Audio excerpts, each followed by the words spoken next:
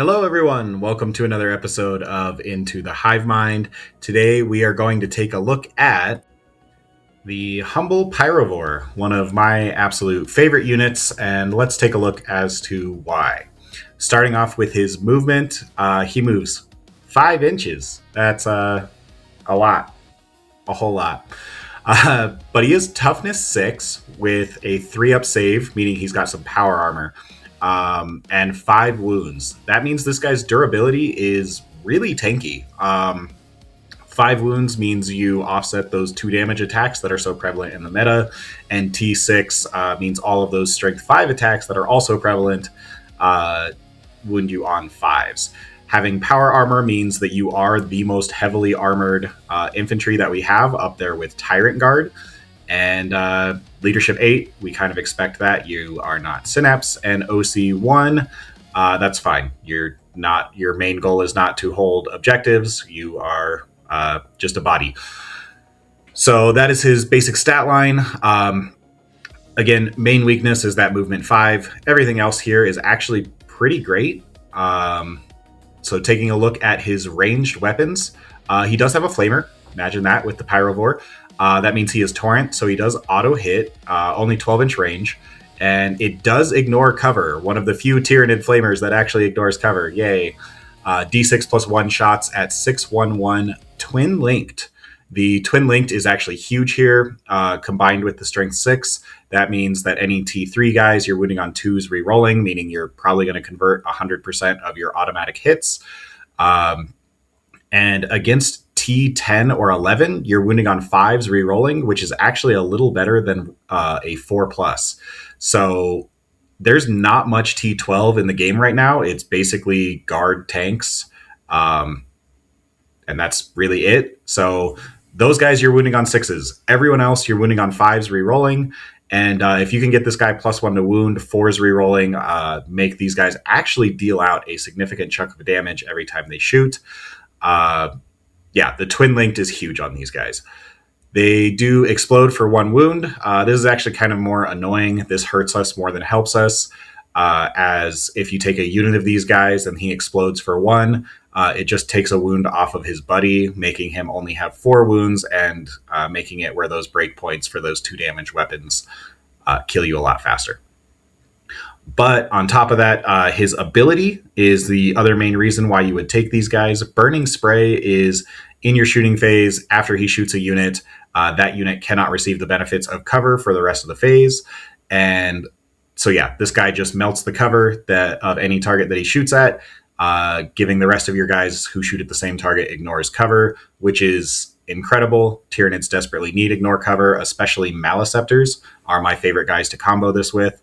As Maliceptors do have really high damage and strength and a decent volume of attacks. However, they're only AP2, and that is by far their biggest weakness. This Pyrovore comboing with them to give them ignores cover offsets that substantially. So with that, now that we know the stat line, let's dive into this guy's strengths and weaknesses. So the Pyrovore's strengths and weaknesses, now that we have taken a look at his profile.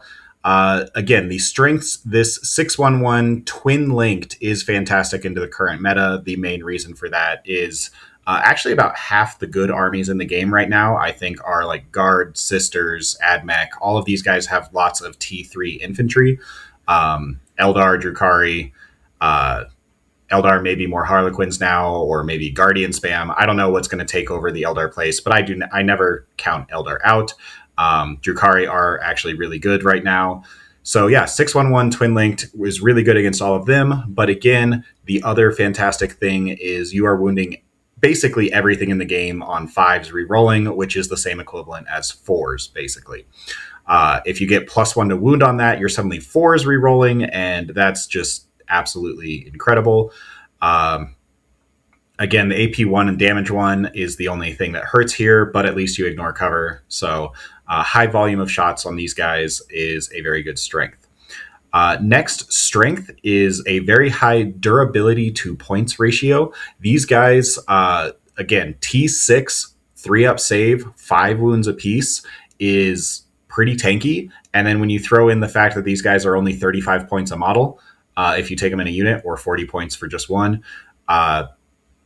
They're about the tankiest infantry that we can get. They're right up there with Tyrant Guard, being T6 instead of T8, but having an extra wound. I think kind of against most things that actually is slightly more durable. And yeah, just fantastic for the points. They're a good Overwatch threat. Obviously, having Torrent means that you auto hit, so you don't mind overwatching it all. And actually, that's really good because as we get to the weaknesses, they want to overwatch. It's basically going to double the amount of times that they get to shoot. They do give out ignores cover. This is again one of the main reasons why you will take a Pyrovore is you can take just a single one, have him outflank, strip cover from a target, and then shoot that target with a Maleceptor or whatever other actual gun that you care about. And it is a fantastic little boost. Or if you end up not needing that, he is also just a great 40-point action monkey. Again, this guy just outflanks into an area. This is the cheapest OC not zero infantry that we can get, or unit that we can get. So they're fantastic for that, as well as, again, stripping cover. So with that, let's get into the weaknesses. Why are these guys not taken? One of the main reasons is he only has a 12-inch range gun, and so he has to get up close and personal, and they have no way to really do anything as soon as they are tagged in combat. So tagging shuts it down. This basically means that it's going to get forward, it's finally going to get in range, it gets to shoot its target one time, and then the opponent, if they have a 6-inch move, they then have a 6-inch charge or less into you. And that's, again, why you want to be able to overwatch, because you basically get one shot to kill your target, and then if not, you get to overwatch them one time, and hopefully they're dead. Otherwise, they tag you, and you do absolutely nothing in melee, and you can't fall back and shoot in most detachments. So that literally, and they're just infantry, so they can no longer shoot. That is a major weakness for this model. The other one being it only has a 5-inch move. When you have a 5-inch move and a 12-inch gun, your threat range is only 17 inches, meaning it can take you 2 to 3 turns to get into range. And then again, you only have 1 turn to actually shoot before you get tagged. So pretty significant downside here, but nothing is as big of a downside as the 80 millimeter bases that these guys are on. I don't understand why your 35-point infantry model has to be on an 80 millimeter base, which is larger than a Carnifex, larger than a Hive Tyrant, and he's a 35-point infantry model.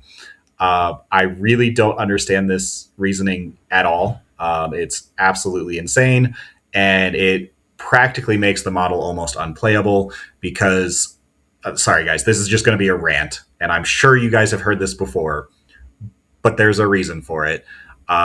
When you have a 5-inch move and your base is 4 inches long, that means you can't be like an inch away from the wall. You have to go right up against a wall where you're then going to get tagged, and then you can't shoot. Because if you're not within an inch of the wall, you're too big to go through the wall with your big 4-inch base. On top of that, you have no reason to ever outflank. This is a 12-inch flamer unit, so one of the main ways to deploy these guys is to just outflank them. They show up 9 away, and then all of them can flame at 12 inches, right? No, wrong. Because of this 40 mil or 4-inch base, you cannot stack 2 guys next to each other and still be within 6 inches of the edge of the board. So you can't stack widthwise from the edge of the board with 2 models, which means you're stacking lengthwise. So you're going to get one guy at 9 inches, and then the next guy has to be here. 9 plus 4 is 13, so you're going to be 13 inches away from your target with your second guy, and he only has a 12-inch range gun. So he also cannot even shoot. So literally, even if you have a 3-man Pyrovore unit coming in from outflank, only one of them is going to shoot anyways, because their bases are just too big. On top of that, having a 3-man unit that all have 80 mil bases, trying to move through terrain with a 5-inch movement is basically impossible. It's the Toxicrene all over again with the tentacles, except it's even worse because you can't just finagle tentacles, or you can't finagle your base the way you can with the tentacles. And I don't know. It's just so absolutely unbelievably stupid. And it makes one of my favorite models almost unplayable. But we'll get into how we work around this in a little bit. Final weakness, again, is that 12-inch range, which goes alongside the tagging shuts it down. So that is the Pyrovore's strengths and weaknesses. So again, we need to dive in and figure out how do we accentuate these strengths while minimizing these weaknesses. One of the main things that we can look at is, again, these weaknesses are inability to actually deliver, and once delivered, being able to consistently do damage for more than just a single turn. Overwatch helps with that, but other than that, we need to take a look at some detachments. So what would help us get into range? What would help us deliver these guys? Well, obviously, Subterranean Assault is the I deliver your army detachment. So we could take a look at Subterranean Assault. It works nice, but once again, even with showing up 6 away, it's very difficult to show up with 3 guys able to shoot with all 3 of them just because of the size of their bases. It gets really wonky. You occasionally can, but often with terrain or your own tunneling models or whatever, it gets very difficult to show up with all 3. So if I'm doing Subterranean, I actually really like 2-man Pyrovore squads. For 70 points, you just get these flamers that are 2d6 plus 2 shots. And then on top of that, they form a significant wall. You suddenly just have an 8-inch wall from this 70-point unit that showed up 6 away that your opponent has to get around. So if I were to be taking these, it would be in a Subterranean Assault detachment in squads of 2, and I would be actually playing a very much gun line Subterranean, and I would just teleport my gun line. So this is, again, Maliceptors, Pyrovores, Exocrines, and basically stagger where you have Pyrovores show up 6 away, the Maliceptors show up like 9 away, so that way their -1 to hit bubble also will impact anything that charges your Pyrovores, and then Exocrines behind that. I can show that in a video in just a second, but that's what I would do with the Subterranean Assault detachment. The other option is the Synaptic Nexus. And the reason why that would be good is Synaptic Nexus has access to a 5-up invuln to just help us improve your durability and take advantage of the already durable target. But the other thing is Synaptic Nexus has a fallback and shoot stratagem. These guys are durable enough that if your opponent charges in, they are maybe killing one of them. Most of the time has been my experience. So if you have a 3-man unit that comes forward, shoots at your opponent, and then your opponent comes in, you overwatch your opponent, and then they charge you, kill a guy, you then can fall back, spend a CP, shoot them all over again, rinse and repeat, and it actually makes these guys so much better. I will say the other thing that you really need to help with this deliverability, you just take a walking Hive Tyrant. These guys really enjoy having a walking Hive Tyrant to give them that assault. It can literally double their movement. Having a 5-inch move, if you roll a 4+ on your advance, you extend your threat range significantly. And that is really kind of the only way to be able to play these guys. And with that, you also can play Pyrovores in Assimilation Swarm. They do have the Assimilation keyword, and that is actually absolutely insane on these guys because while it doesn't help with their deliverability or getting in range, it just absolutely takes advantage of, once again, their pure durability. Because it's very difficult for your opponent to kill all 3 of them, especially because they have the Assimilation keyword. So you can use the 2 CP, give them a Feel No Pain ability.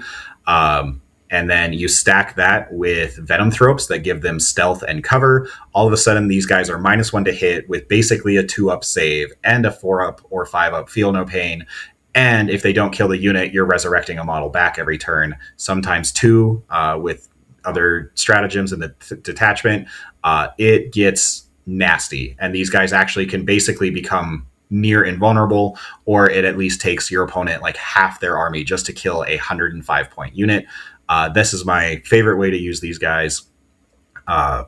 and I made it into Shadow Round of LVO, playing exactly that. Assimilation Swarm with 6 Pyrovores, supported by Venomthropes. It worked really well. So yeah, that is all of the different detachments that we can put these guys in. So with that, let's take a look at some lists. So I actually, because I've already played the Assimilation Swarm in several tournaments and I know that works, and obviously Subterranean Assault has been very popular recently, I actually want to take a look at a Synaptic Nexus list. Taking a look at a list where we can really feature the Pyrovores, and I want to try Synaptic Nexus. So here is a list that I went ahead and built, and I did in fact actually create a battle report going over this game. I will upload that momentarily after this video, and hopefully link it here so you can view that as well. But essentially, the list, again, we're featuring the Pyrovores. So we do have 2 units of 3 Pyrovores. In order to make them work, again, they want their buddy, the Hive Tyrant. And actually, what works really well in this detachment is the Hive Tyrant can take the 20-point -1 damage enhancement, just to keep him alive a little bit longer, and give those Pyrovores not only assault, but Synapse for the fallback and shoot stratagem, as well as the free CP to give them fallback and shoot without digging too much into your CP pool. But just in case for that CP pool, we also get to bring the Swarmlord. Hive Tyrants in Synaptic Nexus are really strong because they have a 2-up armor save and can use the Armor of Contempt stratagem. So with that, that does improve the survivability quite a bit of both Swarmlord and the Walking Hive Tyrant, especially with the -1 damage enhancement on the Hive Tyrant. The other friends that we want to bring for the Pyrovores, again, are the Venomthropes, giving these guys stealth and cover, makes them just exponentially more durable. It's just a really powerful combo. And then the Pyrovores are actually the Maleceptor's friends, because again, the Pyrovores will strip cover, making the Maleceptors more powerful. And even better is in this detachment, you have a 1 CP, Maleceptor takes a look at something, and both the Pyrovores and the Maleceptor reroll 1s to hit and wound. Obviously, the Pyrovores don't hit, but they hit automatically, so it's even better. So on top of that, because we're playing Synaptic Nexus, I wanted to take a Battle Shock package. This Battle Shock package is actually quite extensive, but in Synaptic Nexus, you can essentially get all the way up to what turns into basically a -4 leadership check for your Shadow in the Warp. And let me explain how you get to that. First off, you have your Neurotyrant. Also in this detachment, the Neurotyrant 10-point enhancement for to enhance his Flamer to 622. You take that every time. 10 points, best enhancement you can take. Absolutely incredible, and makes that guy's Flamer just ridiculous. It is literally the Tyrannifex Flamer, except it also ignores cover and has 18-inch range. It's so good. But anyways, you take him because obviously he does a additional -1 check to the Shadows in the Warp, as long as he is on the table. And then you have Death Leaper, who has a 6-inch aura of -1 leadership. And I actually took a Winged Tyrannid Prime with the Dirge Heart of Karis enhancement for a 9-inch aura of -1 leadership. So those two, because they're separate abilities, those two do stack and impose a -1 penalty to your opponent's leadership characteristic, whereas the Neurotyrant Shadows in the Warp ability plus the new Tyrannid Shadows in the Warp ability for your opponent being within 6 of Synapse, both of those impose a -1 to your opponent's roll. So with that, you get around the maximum cap of leadership 9 that otherwise you cannot reduce your opponent's leadership past 9. However, with this, you reduce their leadership characteristic by 2 up to 9, and then you also subtract 2 from their die roll. So makes a nice little combo where when you pop Shadows, you can actually have your opponent basically be taking it at -4 if they are next to both the Winged Tyrannid Prime and Death Leaper. But to take advantage of all of this Battle Shock, we of course have 2 Neurolictors. These guys have a 12-inch aura of essentially any opponents that are battle shocked within that aura are -1 to hit, and your entire army gets +1 to wound. We talked about this earlier in the video. Getting these Pyrovores +1 to wound, so they're wounding even T11 guys on 4s twin linked, is incredibly powerful. I'm not saying that like you're going to kill a greater demon, but it is handing them probably 11 or 12 saves, taking out 6 or 7 wounds off of these greater demons or big targets from your 105 point unit. And then you can do it again in an Overwatch. So it's quite powerful. And then obviously they also can just be your action monkeys in this list, as all they want to do is kind of hang back behind everyone else and just barely be within 12 of whoever is battle shocked and try and rely on lone op and a 4-up invuln to survive past that. But if you need help encouraging your opponent to take more battle shock checks, we do have 2 Screamer Killers, newly dropped in points. And again, kind of the main focus of the last video was Carnifexes, with the Screamer Killers saying that they help with battle shock. This is the list where they help with battle shock. So they show up, they shoot something, your opponent takes a test at -1, and if they're next to either Death Leaper or the Winged Tyrannid Prime, they are at an additional -1, or even -3 if they're next to both. And if they fail, you can then use a grenade stratagem, rolling 6 dice, and every 3-up is immortal, which means that their shooting can actually do real damage. Because normally it's just, oh, it's some random pot shots that do a damage or 2, maybe. But more importantly, you might battle shock your opponent and have them unable to use strats, or you get your trigger your +1 to wound for your Maleceptors.